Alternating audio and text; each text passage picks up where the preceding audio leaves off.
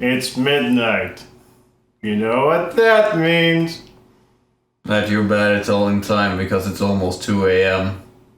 Shit. We also watched the collection of Asian extreme splatters. Because that's just what we do. I bought it because there's women with swords, and I like women and swords. You weeb.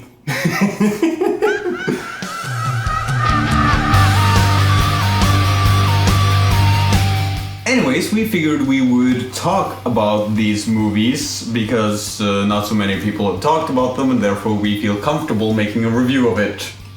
So, we watched these movies, and I think it is pretty safe that we have the same opinion about which one was the best, which one was the worst, and which one was... Snooze Fest 2016. What year is it? 2019, so you're just 3 years off. Close. Have Martin brought you through the time portal? Sadly, yes. Let's begin with the one we liked the least, Samurai Princess. Samurai Princess is a story about a woman who gets sexually assaulted with 11 of her friends and murdered and then put back together for revenge and also nefarious reason by her creator because he's evil, I guess. We weren't paying attention. I fell asleep. It was real bad. All I can remember is that apparently throwing bodies in a pile counts as science. Yeah, it is. There were two characters that were overly sexualized and they kept making out and building body fountains. And to which you said relationship goals until you figured out they were the bad guys. Yeah. And I was like, oh. It's hard to tell with these movies. Sometimes the ones who make these mountains of dead bodies are the good guys, and sometimes they're the bad guys. Yeah. And that's a bit weird, I think. What are your general thoughts around Samurai Princess? Because mine are, it looks like it was shot in cheap or free places where they didn't need a permit. Mm-hmm. And when it was... and other than that, it was just a dull experience that focused way too much on things that didn't matter. Because I just fell asleep. Are you playing with the duck? Your thoughts, the one who remained awake? Yeah, I can definitely say it's quite the snooze fest. It may be a good white noise if you're just like having random samurai movies in the background. If you just like having noise in the background, I guess, yeah, fine. It tried to do body horror. And I'll come out and say I actually am very fond of body horror. I don't look the type. I like to talk about books. I think I can draw. And I really like body horror. It's fun when they're creative with bodies and just sort of like, oh, if we mutate this, what happens then? And that just makes it fascinating sometimes. But this was like a poor version of it, like the first Samurai Princess is definitely like in the budget sense of body horror. Yeah, it's like the last creation was kinda impressive, but it's still there's a man on the front and a woman on the back, so you had just a muscle man with a pair of tits on the back. Or a woman with a muscle pack at the back. Yeah. Also boob grenade. We thought that would be original for the next metal video, but no. This is part of it packed. It's about like Asian like gore fest movies, and definitely like Samurai Princess is like the most boring one. It wants to be over the top and ridiculous like a real life anime, but it's kind of just boring and confusing. I think that has to do with the budget and just entire story structure. It wants to be over the top, but it also wants you to kind of take this body modifications are scary and evil kind of plots seriously. Yeah. And I don't understand why they picked to do that. It's sort of like you want this to be over the top and bloody. Great. Then the story happens. Yeah, like... A thing you should realize about splatter movies is that plots are secondary, they're an accidental byproduct. How do we get these characters into bloody situations? I guess we have to give them some motivation. The Samurai Princess is a collection of bodies from the 11 girls that got raped, and now they're in one body and they want revenge. And you'd think that would lead to, the main character being like having some conflict within her mind, but no, she's pretty set on what she wants, and it's a disappointment and boring because we watched that one last. We decided to go for the order on the back. And I think it's a good thing we did, or else we probably wouldn't have watched the other ones. Yeah. Samurai Princess has some ideas, but it's also a snooze fest. Snooze fest of the year, every year. That's fair. I think that Samurai Princess, it promises greatness, but it delivers garbage. And I expected more from Asian extreme splatter movies. I don't know why. We watched From Beyond recently, and this was very boring compared to that. Speaking of body horror, let's talk about Tokyo Ghoul Police. Oh, Tokyo Ghoul Police. That was an awesome movie. Tokyo Ghoul Police is also kind of boring. It tries to be Blade Runner and Starship Troopers. And also incredibly gory, and it succeeds in body horror. It's also kind of RoboCop. Yeah, a little RoboCop-y. RoboCop, Blade Runner, and RoboBlade.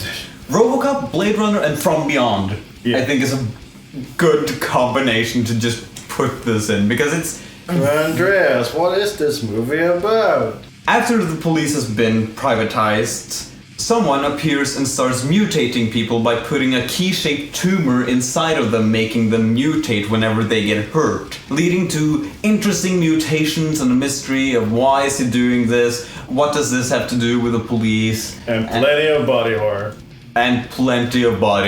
Including the one on the cover that has like a woman with sewn together tits and crocodile legs. That was great, honestly. That entire sequence felt like a little random. It was just there to get one guy mutated, so the police would act out a bit more unrationally. Fashy. Yeah. This is basically, hey y'all, these people are fascists. Police bad. Don't give people with weapons powers. That's what basically this is saying. I think it's basically saying privatization is bad, and I agree, but I like that they had to basically dehumanize the police to the point that they killed innocent people, like, gruesomely for no particular reason. Yep. Just like, this is how bad the police could be. Unlike the police we have today. It is like, this is bizarrely much. For instance, I recently read the first chapter of The Left Hand of God, and I'm not gonna read the rest because fuck this. So bad! It's everything I don't like about young adult. And here it's like, yeah, they're exaggeratedly evil, kind of like the mentor in the fucking first chapter. And I don't care about that, but in the movie it kind of works because there it isn't serious. In the book it's serious, but I shouldn't do a book review right now. But what I really like about Tokyo, I almost said Ghoul. What I really like about Tokyo Gore Police is the fake trailers they have in the movie. Oh yeah, those are great. It's a satire of the fetishization of suicide, self-harm, and weird sexualization that goes on in Japan. Like there's a trailer that shows, trust the cops as they shoot a guy to death. Mm-hmm. Yeah, he's a mass murderer, and then it blinks dead right by him, and it's great. There's a trailer that's so ridiculous I thought it was part of the movie, but then the guy looked at the camera and said, "Seppuku, don't do it." Speaking of which, there is some self-harm in this movie, so if you don't like that sort of thing, and I can't blame you for that if you can't handle that, yeah, this movie's not for you. They even advertise that as kind of weird. You know those toy commercials where they show off the toys? Imagine that, but it's like a blade that they use to cut themselves. Yeah, and they say like you can do fun designs and shit, and it's like it's meant to be really disturbing, and that's fair.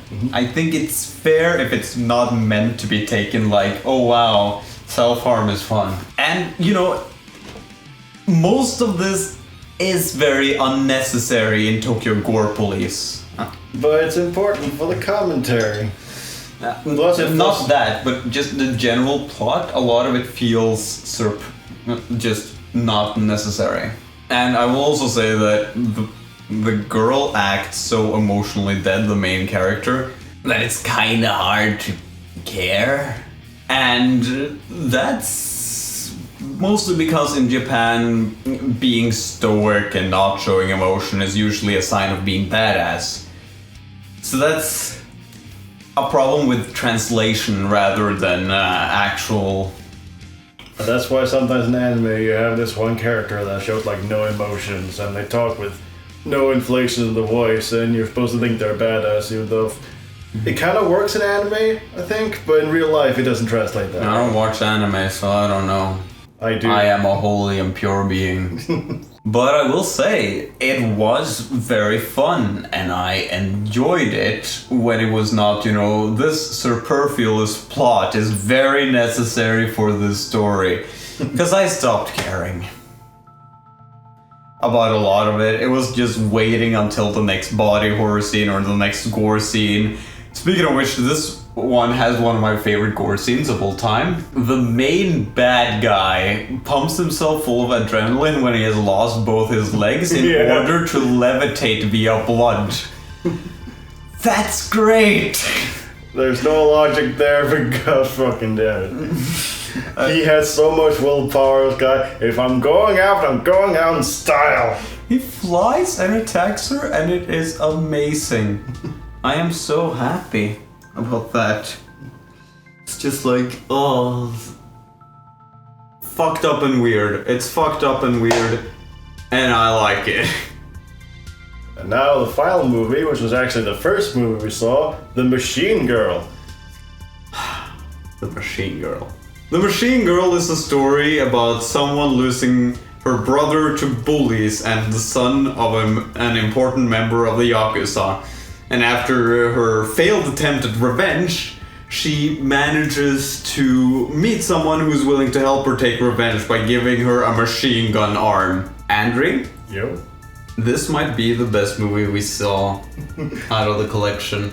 Okay, while it is cheaper... No, I prefer Tokyo Ghoul Police. Okay, I will say that Tokyo Ghoul Police has a couple of things going for it. Gore Police. I keep thinking ghoul because there's an anime called Tokyo Ghouls, so my brain just mixes them up. Stop watching anime. I don't watch Tokyo Ghouls. I only know of the name, so I keep mixing it in. Fair enough.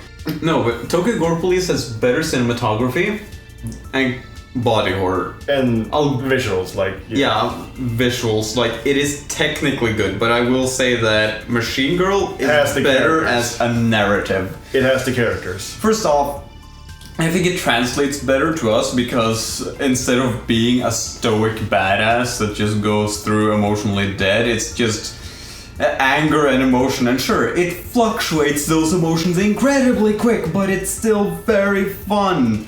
Like there's a scene it where... keeps me engaged. There's a scene where she says, violence is not the answer. An hour later, violence becomes the answer. I think we have learned from these movies that that violence is the answer. Yep. But I think it's more fun. I think it's, even though it's flatter, it's shot during the day, which makes all of the gore way more, visible rather than in Tokyo Gore Police, where it was, what's going on? Especially in the first scene, where it's like... And all the effects are a lot more practical.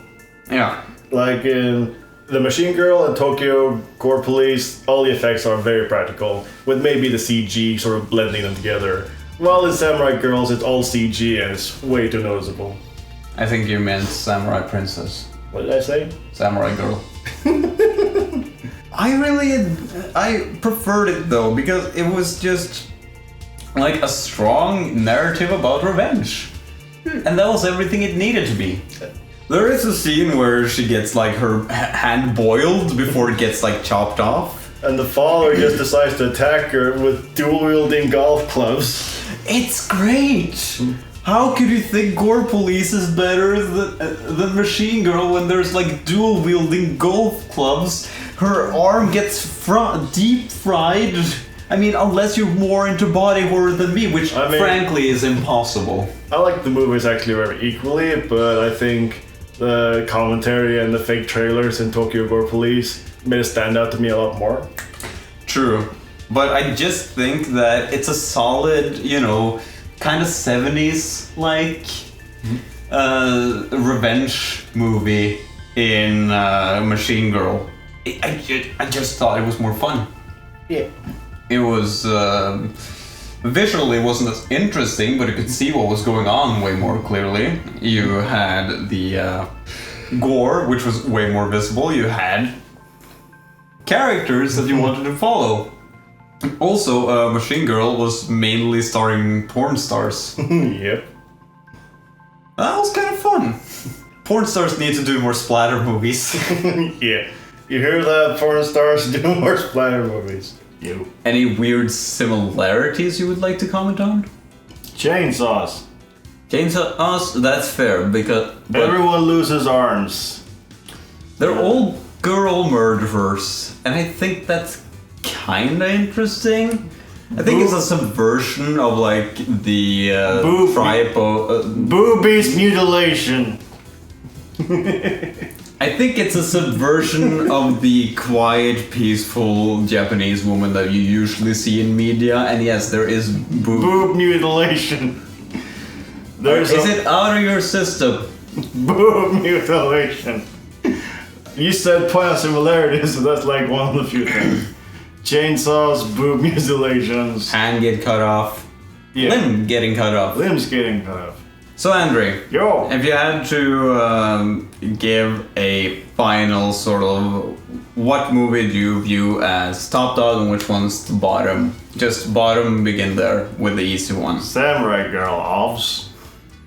Samurai Princess. You just keep saying Samurai Girl. Yeah. I don't know why, it seems more natural to me. Third place, Samurai Princess. Second place, The Machine Girl. First place, Tokyo Ghost Police. Gore Police. Gore Police. I can't remember. I will have to go a little bit against the grain with you on this one, considering you to be the grain. I have made it very clear, Samurai Princess sucks. I think Tokyo Gore Police has a lot going for it, but it's not quite there with the characters for me, because I view characters as very important for a story. And on my favorite, it would have to be Machine Girl. Which one's your favorite? Comment in the comment section and we might not ignore it. We might not ignore you, but we probably will. Also subscribe, also Patreon, also music.